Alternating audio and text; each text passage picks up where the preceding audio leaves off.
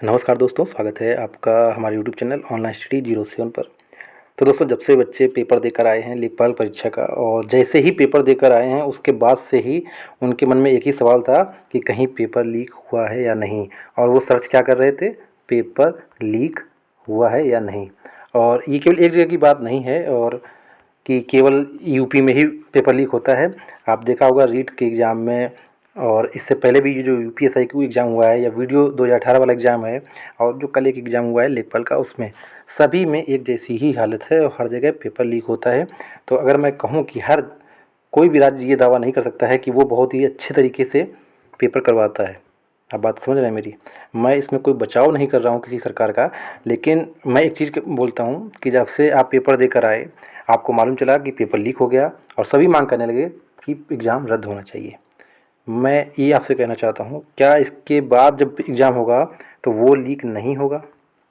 देखिए, बहुत सारी चीज़ें ऐसी भी होती हैं कि बिना कहीं, आप समझ रहे हैं, बिना सपोर्ट के ऐसा नहीं होता है कि पेपर लीक हो जाए और मालूम भी ना चले और उसके बाद कोई कार्रवाई भी ना हो। अभी आप जान रहे होंगे यूपीएसआई वाला जो मामला है उसमें क्या चल रहा है। सारे सारे सबूत मिल चुके हैं, सब कुछ मिल चुका है। और मैं केवल एक भर्ती की बात नहीं कर रहा हूँ, जितनी भी भर्तियाँ हुई हैं, पहले हुई हों या इस सरकार में हुई हो या कहीं और दूसरे राज्य में हुई हो, हर जगह पेपर लीक होता है, हर जगह सॉल्वर पकड़े जाते हैं। हमें यही करना है, हमें अपने आप को इन चीज़ों के लिए तैयार रखना होगा। और एक चीज़ मुझे ये बताइए, बहुत से बच्चे एक चीज़ कह रहे थे कि योजनाओं की वजह से बाहर हो गए और केवल योजनाएं आ गई थी, इस वजह से हम बाहर हो गए और इस वजह से हमारे नंबर नहीं आए थे। मैं आपसे बोल रहा हूँ, क्या उसने कोई माप का कोई एक क्वेश्चन दिया था जिसमें आप डाटा में फंस गए हों? क्या कोई ऐसी चीज़ पूछ दी थी जो आपके सिलेबस आउट ऑफ सिलेबस हो? हाँ, ये एक चीज़ कह सकते हैं कि उसने योजनाओं से ही सारे क्वेश्चन दे दिए, ये गलत था। लेकिन क्या उसने योजनाओं से कोई डेट वगैरह पूछी थी जो आपको नहीं याद हो? आप मेरी बात समझ रहे हैं? अगर उसने एक चैप्टर आपको दिया था कि योजनाएं आपको पढ़नी है और आपने कब काफ़ी पढ़ी भी हैं सभी ने अच्छे से, आपने सबसे ज़्यादा फोकस योजनाओं पर ही किया था, ये मुझे भी मालूम है। लेकिन आप कहाँ पे गलती कर गए? आप केवल डेट याद आपने केवल डेट याद रखी। देखिए, अभी जो भी एग्ज़ाम होते हैं उसका एक आप समझिए, थ्योरी समझिए उसकी। उसकी थ्योरी क्या होती है, उनको लेना 8,000 को है, ये इंपॉर्टेंट नहीं है। उनको ये जो 2.5 लाख बच्चे गए हैं ना, इनको बाहर कैसे करें, समझ रहे हैं? जब भी एग्जामिनर पेपर बनाता है वो हमेशा ये सोच के बनाता है वो इतने बच्चों को बाहर कैसे करे। भाई, अगर योजनाएं दे देगा, ठीक है, योजनाओं की डेट पूछ लेगा, बताइए किसको नहीं आती, सब रट के गए थे। समझ रहे हैं आप? अगर माप से कोई दे देता कि 1 बीघा बराबर कितने बिस्वा, कितने कंचवासी, कितने अनुवासी, किसको नहीं आता? आप मेरी बात समझ रहे हैं? हाँ, ये आप कह सकते हैं कि उनको एक एक दो दो क्वेश्चन हर चैप्टर से देना चाहिए था, नहीं तो फिर इन इतने चैप्टरों का मतलब ही क्या। लेकिन पेपर इतना कठिन भी नहीं था, जिसने योजनाओं को ठीक ढंग से डिटेल में पढ़ा होगा, वन लाइनर नहीं पढ़ा होगा, उसको सब कुछ मालूम होगा। अगर आपसे केवल ये पूछ दिया गया किस मंत्रालय से कौन सी योजना है, तो अगर इतना तो आपको मालूम ही होना चाहिए। अगर आप योजनाओं को अच्छे से पढ़ रहे हैं तो आप ये सब बहाना मत बनाइए।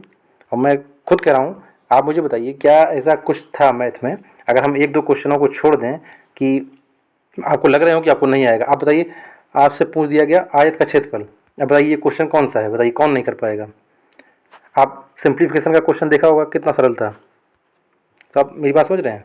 कहने का मतलब ये है, देखिए, जो भी चीज़ें होती हैं, पेपर लीक होना ये चलता रहेगा। ऐसा नहीं है कि इसके बाद कोई एग्ज़ाम होगा उसमें नहीं होगा, और इसके पहले जो एग्ज़ाम हुए उनमें लीक नहीं होगा, ये हमेशा चलता ही रहेगा। अगर आपके अंदर हिम्मत है कि इन सबको देखने के बावजूद आप तैयारी कर सकते हैं तो करिए, नहीं तो ज़रूरी नहीं है कि आप सरकारी नौकरी ही करिए। मैं आपको, ऐसा है, मैं बनावटी चीज़ें नहीं बोलना चाहता हूँ, ना ही मैं बोलता हूँ। मैं आपसे साफ सीधे बोलता हूँ, आपका मेन एक ही मकसद होना चाहिए कि हमें अच्छे पैसे कमाने हैं। अच्छे पैसे मतलब समझ रहे हैं? मेन फोकस है पैसा कमाना। चाहे आप सरकारी नौकरी से करें, चाहे प्राइवेट से करें, चाहे बिजनेस से करें, चाहे आप टीचिंग करके करें, आपका मेन मोटिव होना चाहिए पैसा कमाना है। जो भी बच्चे अभी इस बात को नहीं समझ रहे हैं वो जल्दी ही ये चीज़ें समझ जाएंगे। आपको सरकारी नौकरी केवल इसलिए चाहिए क्योंकि यहाँ एक सिक्योरिटी होती है, ये बिल्कुल फैक्ट बात है। बाकी कोई ऐसा सही सुविधा नहीं होती है जो अन्य जगह पर नहीं होती है। आप मेरी बात समझ रहे हैं? आप कोई किसी सरकारी कार्यालय का ऑफिस देखिए, एक प्राइवेट ऑफिस देखिए, आपको अंतर समझ में आ जाएगा। लेकिन ये होता क्या है, लगाव ये है केवल कि हमें जो ये सरकारी नौकरियाँ हैं यहाँ एक सिक्योरिटी होती है और हमें मालूम रहता है कि अब हमें निकाला नहीं जाएगा। हम एक बार अगर मेहनत कर देंगे उसके बाद हमारी लाइन सिक्योर है, हमारी लाइफ सिक्योर है। अगर हम बहुत ज़्यादा पैसे वाले नहीं बन पाएंगे तो बहुत ज़्यादा गरीब भी नहीं होंगे, हम दाल रोटी सब अपना खा लेंगे आराम से, है ना, यही चीज़ है ना। तो मैं यही बोलता हूँ, आप परेशान मत होइए अगर आपका एक एग्ज़ाम नहीं निकला है या आपको लग रहा है पेपर लीक हुआ, ये कोई पहली बार नहीं हुआ है पेपर लीक होना, ये हमेशा होता है और हमेशा होता रहेगा। कोई भी राज्य कोई भी गारंटी नहीं ले सकता है कि हमारे यहाँ पेपर लीक नहीं होता है। होता ये है कि जो पकड़े जाते हैं उन पर कार्रवाई क्या होती है, मेन चीज़ ये होती है। आप कोई ऐसी सज़ा दीजिए ताकि उनकी हिम्मत ही ना पड़े। ऐसा कभी नहीं हुआ है और मुझे नहीं लगता कि आगे भी ऐसे होने वाला है। आप यूपीएसआई हो, इससे पहले वीडियो 2018 हो, मुझे बताइए कि जिन्होंने पेपर लीक कराया था उनके साथ क्या किया गया, क्या हुआ? किसी को मालूम है? कुछ नहीं मालूम है। वही पहले भी लीक कराते थे, वही फिर लीक कराते हैं। बहुत सी कंपनियां ऐसी पेपर कराती हैं जो कहीं बहुत सारे राज्यों में बैन है और वही एजेंसियां दूसरे राज्यों में पेपर करा रही हैं। समझ रहे हैं? तो ये आप चीज़ समझिए और अपने आप को मजबूत बनाइए इन सब चीज़ों से। ये सब चीज़ें चलती रहेंगी, इनके बारे में ज़्यादा नहीं सोचना है। कोई एक एग्ज़ाम आपकी ज़िंदगी नहीं तय करता है। आपको हमेशा मोटिवेट रहना है।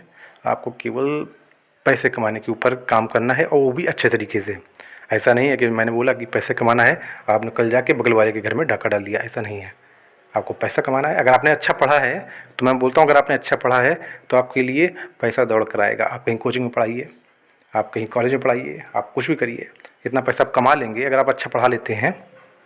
आपके पास उदाहरण भी हैं काफ़ी सारे, आप देख रहे होंगे यूट्यूब पे इतने अच्छे नए नए चैनल आए थे और कहाँ पहुँच गए आज। समझ रहे हैं? बहुत सारी चीज़ें हैं। और तो मैं यही कहता हूँ, बस आप एक काम कर सकते हैं, आप 100% दे सकते हैं। मैंने एक वीडियो देखा था जो पुरानी, अगर आपने देखी होगी महाभारत, तो मैंने उसमें एक लाइन देखी थी। जब अर्जुन और कृष्ण का संवाद चल रहा था तो उसमें कृष्ण बोलते हैं अर्जुन से कि अर्जुन, तुम केवल कर्म कर सकते हो, तुम केवल कर्म कर सकते हो, फल की इच्छा मत करो। फल देना ना देना मेरे हाथ में है। आप मेरी बात समझ रहे होंगे। आप केवल कर्म कर सकते हैं। आप कर्म कर रहे हैं, 2.5 लाख बच्चा और कर्म कर रहा है। जिसका वो दिन होगा वही एग्ज़ाम पास करेगा। आप मेरी बात समझ रहे हैं? अगर आपको लगता है कि हाँ आप कहीं इन सब चीज़ों से रिलेट कर पा रहे हैं या फिर भी आपको कोई दिक्कत है तो आप हमें कमेंट करिएगा। हम आपको ज़रूर आपकी हर एक समस्या का ज़रूर रिप्लाई करेंगे। तब तक पढ़ते रहिए, तैयारी करते रहिए। अगर ना मन लगे तो कोई दूसरा काम करिए, लेकिन परेशान मत रहिए। अपने आप को कमरे में बंद मत कर लीजिए। हँसी खुशी ज़िंदगी को काटना है। कोई ना हमेशा रहने वाला है और ना हमेशा जाने वाला है।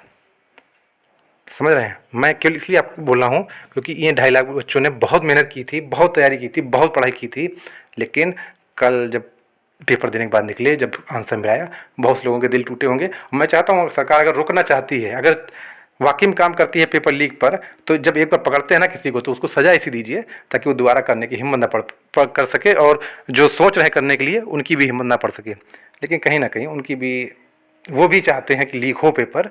और मेरा तो यही मानना है और मैं हमेशा यही कहता हूँ कि स्टूडेंट को केवल पढ़ाई करनी चाहिए। अगर वो धरना देगा पेपर लीक के इन सब चीज़ों में पढ़ेगा तो पढ़ाई कब करेगा? स्टूडेंट को केवल पढ़ने दीजिए, उसको नेता मत बनाइए। बाकी आप लोगों को जो समझ सही लगे वो करिए। मेरे जो विचार थे वो मैंने आपको बताए। बाकी अगर थोड़ा भी अगर आपको लगता है कि वीडियो आपके काम का रहता है तो वीडियो को शेयर कर दिया करें। धन्यवाद।